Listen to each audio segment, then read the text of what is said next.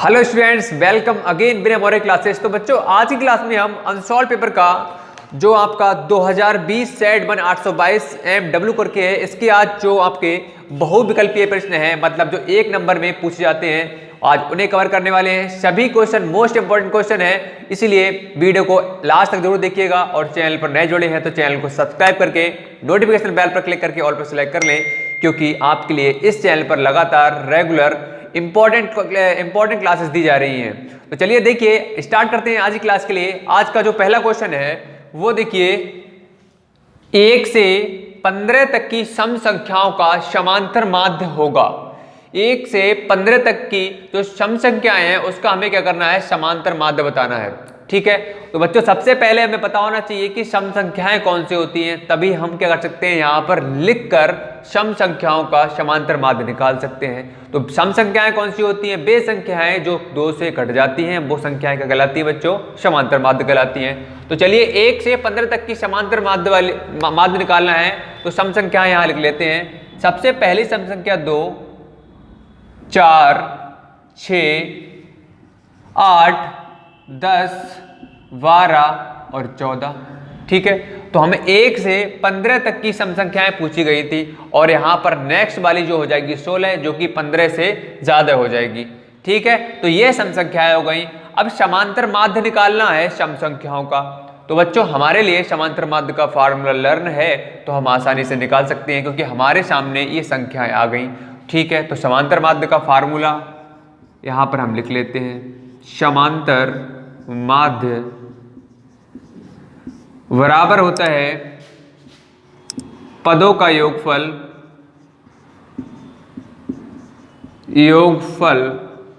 वटे पदों की संख्या। ठीक है, अब देखो पदों का योगफल, ये पद दे रखे हैं 2, 4, 6, 8, 10, 12, 14। इनका हम योगफल कर लेते हैं। देखिए इधर 2 + 4 + 6 + 8 + 10 + 12 + 14 वटे पदों की संख्या। कितनी संख्याएं हैं, तो देखिए 1 2 3 4 5 6 7 संख्याएं हैं। ठीक है, अब इसे सॉल्व कर लेंगे। 4 2 6, 6 12, 8 20 और 10 30, 30 10 40, 2 42, 42 और 10 52 और 4 56। तो 56 बटे 7, 7 8 56।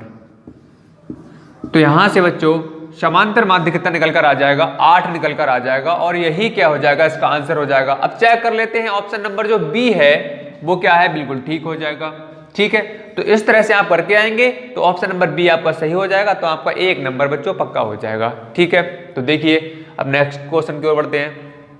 खा पार्ट, यदि sin a बराबर 4/5 है तो tan a का मान ज्ञात कीजिए। 1 मिनट में आप चेक कर लूं। ठीक है, तो tan a का मान ज्ञात करना है हमारे लिए, ऑप्शन दे रखे हैं। तो देखो यहां से कैसे करेंगे। sin a, ये समकोण त्रिभुज, ये 90 डिग्री होता है, इसके सामने का कर्ण होगा। ठीक है, तो हम मान लेते हैं कि ये वाला जो कोण है वो क्या a है, और थीटा या कोण a के सामने का क्या होता है, लंब होता है। ठीक है, लंब, और 90 के सामने का कर्ण होता है, और जो बचा वो क्या हो जाएगा, आधार। ठीक है, अब sin a क्या है, 4/5 है। sin a बराबर क्या होता है, लंब बटे कर्ण होता है बच्चों।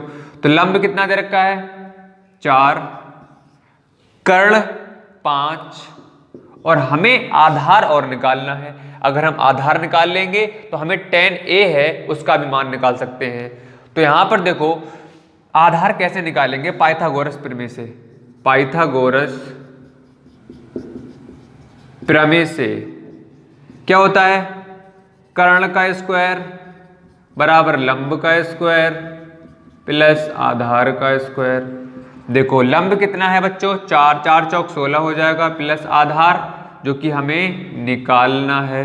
कर्ण कितना है बच्चों, 5, 5 का स्क्वायर 25 हो जाएगा, 25 माइनस यहाँ से 16 बराबर आधार का स्क्वायर। तो यहाँ से आधार का स्क्वायर, यहाँ से क्या बचेगा, 9। ठीक है, अब स्क्वायर हटेगा यहाँ से तो क्या हो जाएगा, अंडर रूट इधर आ जाएगा, इधर आ जाओ। तो यहाँ से बच्चों आधार कितना आ जाएगा, 3 निकल कर आ जाएगा, √9। 9 का वर्गमूल कितना होगा, स्क्वायर रूट कितना होता है, 3 होता है, तो 3 आ गया। अब बच्चों हमें आधार भी मिल गया। अब यहां से हमें लंब भी पता है, आधार भी पता है, कर्ण भी पता है, तो हम किसी का भी मान निकाल सकते हैं, चाहे tan हो, cot हो, sec हो, cosec, किसी का भी निकाल सकते हैं। और हमसे पूछा गया है tan a का, ठीक है। तो tan a या tan थीटा बराबर क्या होता है, लंब बटे आधार होता है, ठीक है।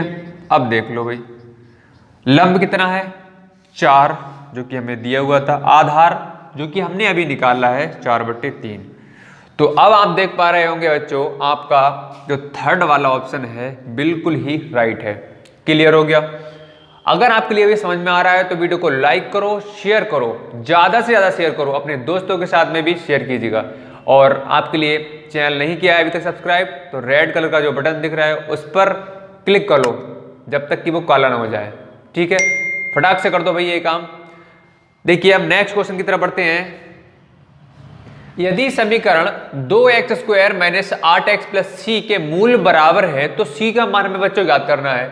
ये द्विघात समीकरण है, मूल बराबर है, तो c का मान बताओ, ऑप्शन दे रखे हैं।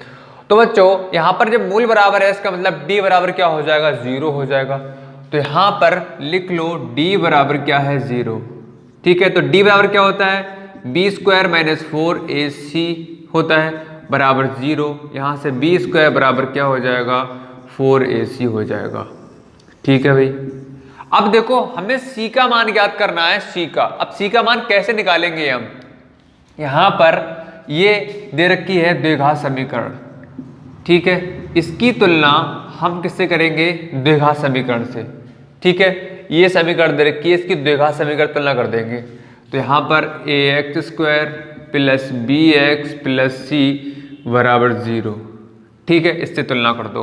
तो यहां पर देख लो a कितना है 2, b कितना मिल जाएगा यहां से 8 और c जो कि हमें निकालना है, ठीक। तो यहां से a कितना मिल जाएगा 2 और b कितना मिल जाएगा 8 और c कितना मिल जाएगा, c जो कि हमें निकालना है। तो यहां पर कुछ मत करो। अब b कितना है 8, 8 का स्क्वायर 64 बराबर 4 गुणा a कितना है बच्चों 2 पुट कर दो यहां पर, और c कितना है जो कि हमें पूछा गया है। तो यहां से 64 और 4 दूनी 8 गुणा c, 8 × 64। तो यहां से c बराबर कितना आ जाएगा, 8 आ जाएगा। और यही हमसे पूछा गया था, तो ऑप्शन नंबर जो 4th वाला है बिल्कुल सही हो जाएगा।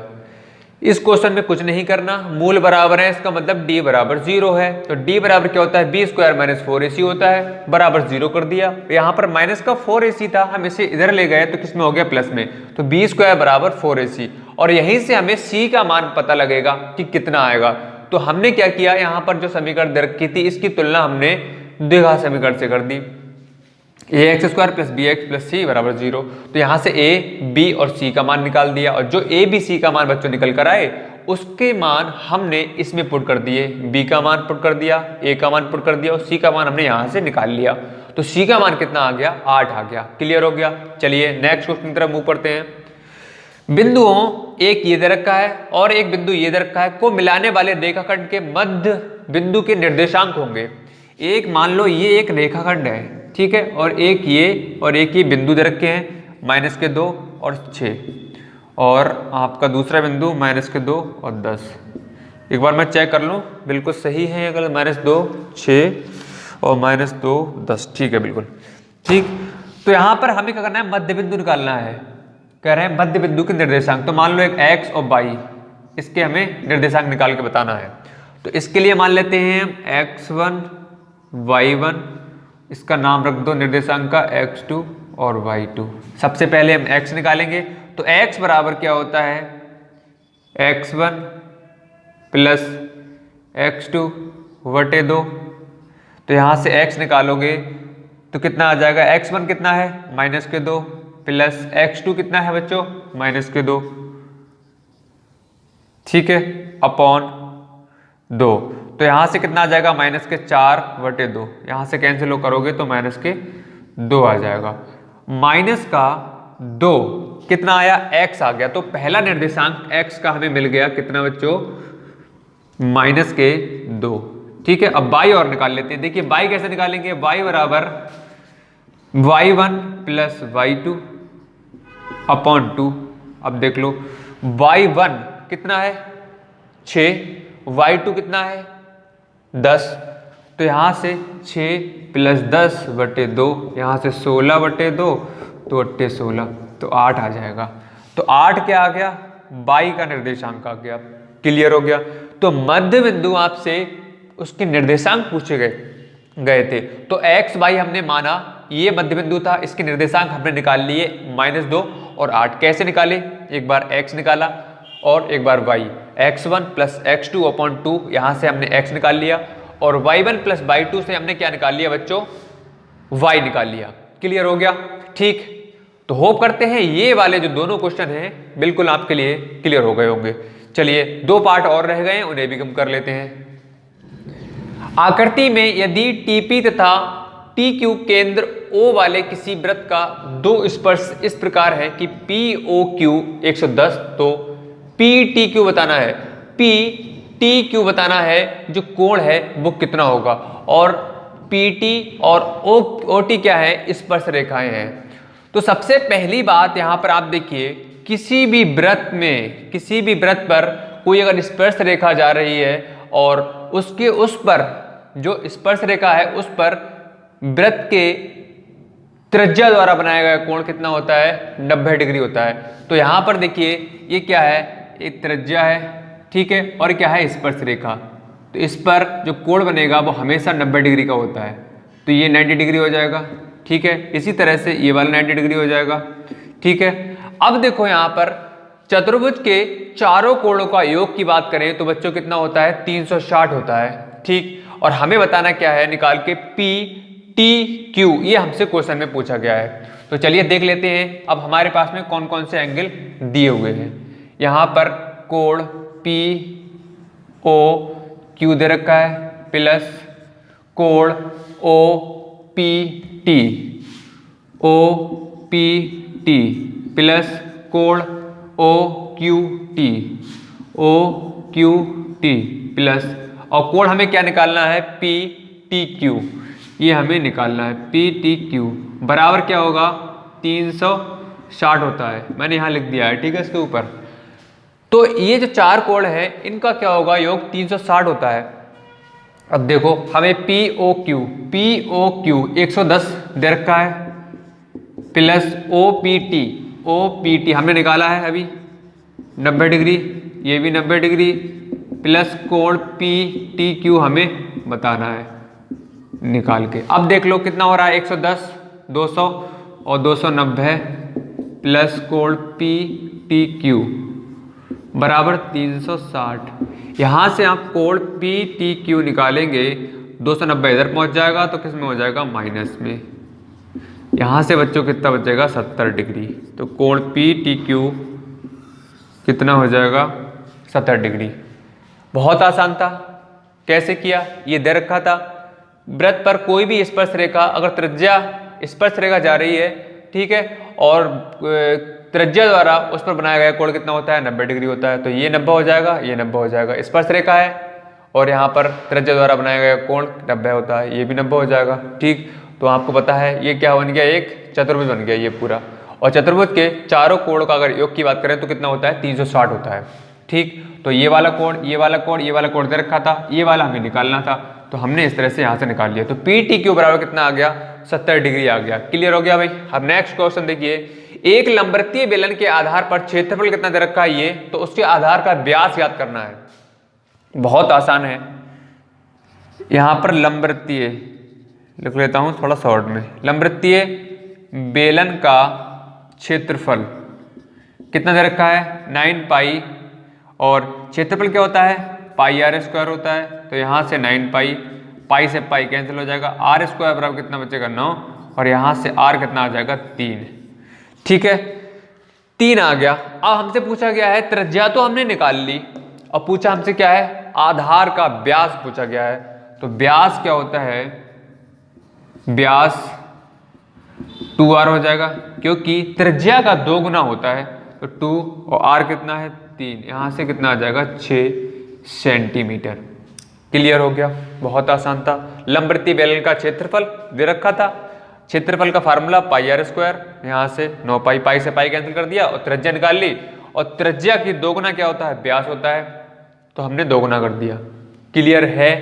ठीक है, तो होप करते हैं आज के जो पहला क्वेश्चन था बहुविकल्पीय का वो आप सभी को अच्छे से क्लियर हो गया होगा।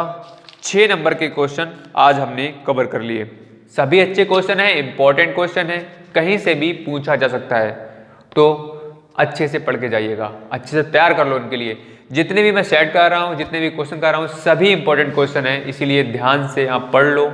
हमारी जो पुरानी अगर आपने क्लासेस को नहीं देखा है उसको ज़रूर देख लो, बहुत अच्छी क्लासेस हैं और आने के बहुत ज़्यादा चांस हैं। अगर आपने हमारी क्लास को अच्छे से देख लिया तो आप ज़रूर ही ज़रूर आप अच्छे नंबर लेके आ सकते हो बोर्ड एग्ज़ाम में, मैथ्स सब्जेक्ट में।